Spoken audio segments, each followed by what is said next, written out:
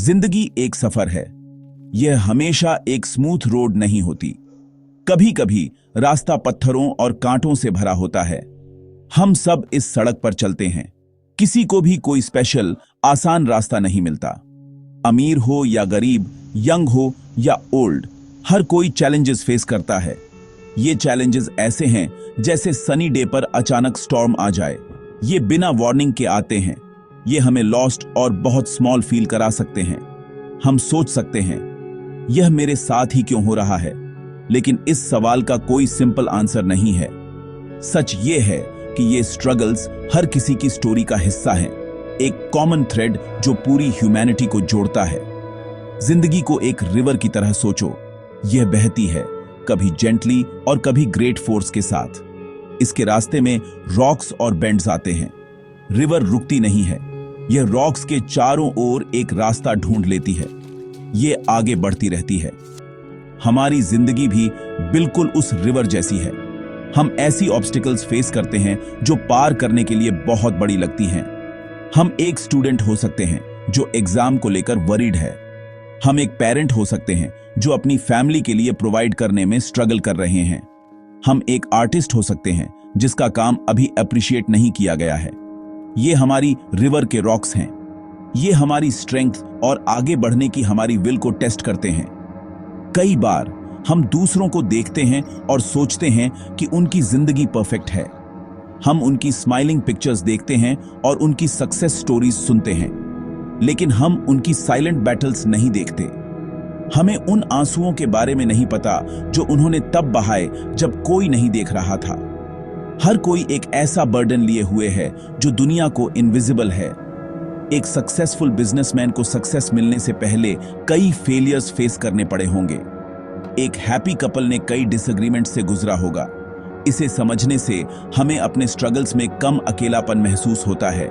यह हमें याद दिलाता है कि हर स्माइलिंग फेस के पीछे करेज की एक स्टोरी होती है।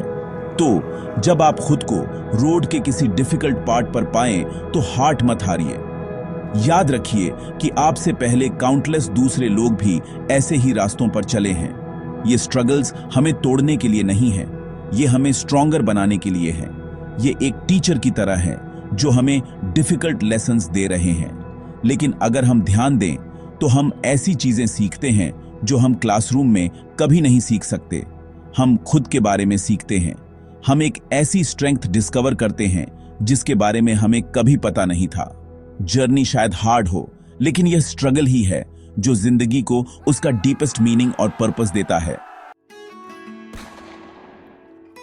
मुझे अपनी जिंदगी का एक ऐसा समय याद है जो बहुत डार्क लगा था। मैंने बहुत एंथुसियाज्म के साथ एक नया प्रोजेक्ट शुरू किया था। मैंने अपना पूरा हार्ट और सेविंग्स इसमें लगा दिया था। मुझे विश्वास था कि यह एक छोटे से विलेज में कई लोगों की मदद करेगा। मेरा प्लान था कि वहां बच्चों के लिए एक छोटी लाइब्रेरी बनाऊं। मैंने बुक्स इकट्ठा की और एक छोटा रूम ढूंढा, लेकिन जल्द ही प्रॉब्लम्स एक गार्डन में वीड्स की तरह दिखने लगी। उस साल मॉनसून रेन्स नॉर्मल से ज्यादा हैवी थी। छोटे रूम की रूफ लीक होने लगी और कुछ प्रेशियस बुक्स खराब हो गई। विलेजर्स भी हेजिटेंट थे। वे एक लाइब्रेरी की वैल्यू नहीं समझते थे। मुझे फेलियर का एक गहरा सेंस महसूस हुआ। मेरा सपना बारिश के साथ धुलता हुआ लग रहा था। मैं अकेला बैठकर सोचता था कि क्या मुझे हार मान लेनी चाहिए। जो बच्चे एक्साइटेड थे वे अब डिसअपॉइंटेड थे। उनके सैड फेसेस देखना सबसे मुश्किल था। ऐसा लगा जैसे मैंने एक प्रॉमिस किया था और फिर उसे तोड़ दिया।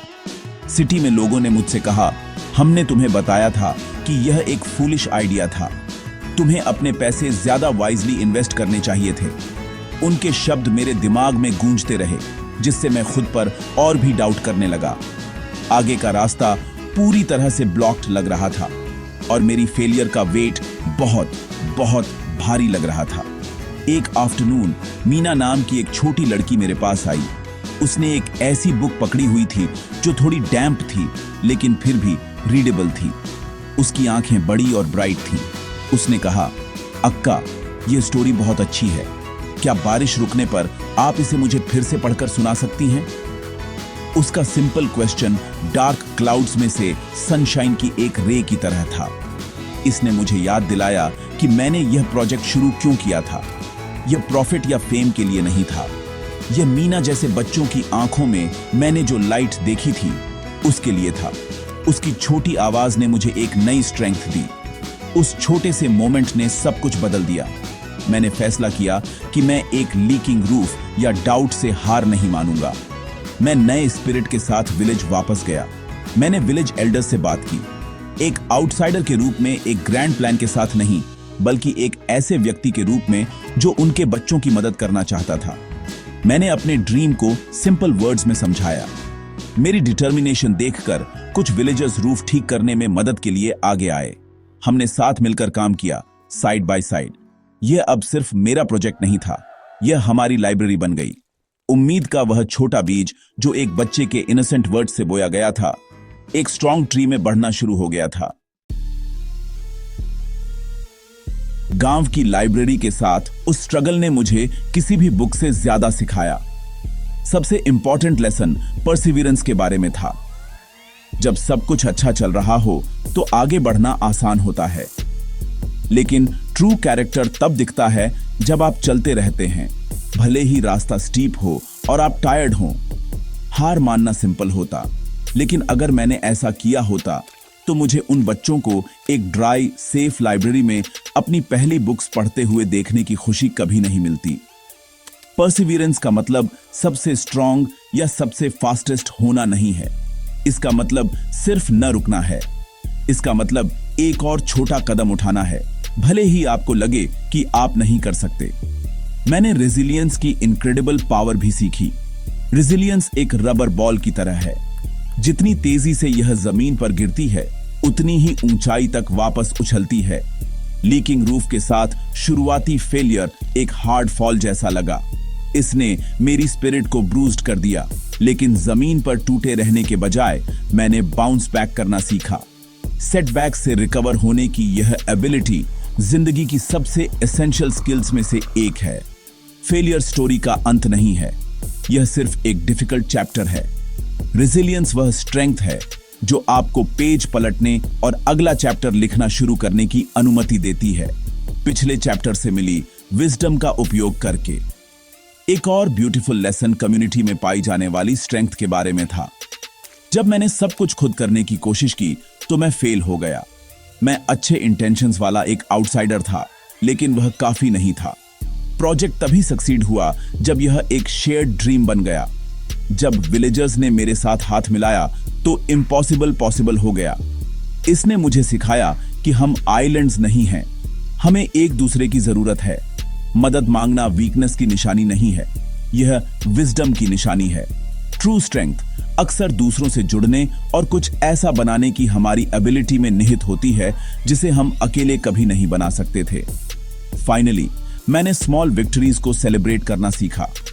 हम अक्सर हैप्पी फील करने के लिए एक बड़ी सक्सेस का इंतजार करते हैं, लेकिन हैप्पीनेस छोटे मोमेंट्स में भी मिल सकती है।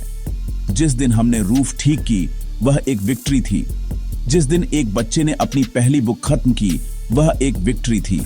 मीना के चेहरे पर स्माइल एक विक्ट्री थी। इन छोटे कदमों को पहचानना और सेलिब्रेट करना हमारी स्पिरिट्स को हाई रखता है।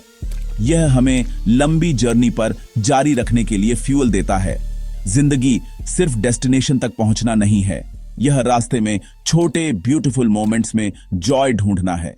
ये वे लेसन्स हैं जो स्कूल में नहीं सिखाए जाते, बल्कि हार्ट पर लिखे होते हैं। हर स्ट्रगल हम पर एक मार्क छोड़ जाता है। ये शेम या डिफीट के मार्क्स नहीं है, ये हमारे स्कार्स हैं। और इन स्कार्स में एक यूनिक तरह की ब्यूटी है। एक पुराने पेड़ के बारे में सोचें जिसने कई स्टॉर्म्स का सामना किया है। इसका ट्रंक ट्विस्टेड है और इसकी बार्क रफ है, लेकिन यह ऊंचा और स्ट्रॉन्ग खड़ा है, सभी को शेड प्रदान करता है। इसके स्कार्स सर्वाइवल की, स्ट्रेंथ की, टफेस्ट विंड्स का सामना करने की एक स्टोरी बताते हैं। हमारी अपनी जिंदगी के स्ट्रगल्स हमें ऐसे ही स्कार्स देते हैं। वे उन बैटल्स की याद दिलाते हैं जिन्हें हमने लड़ा और जीता है।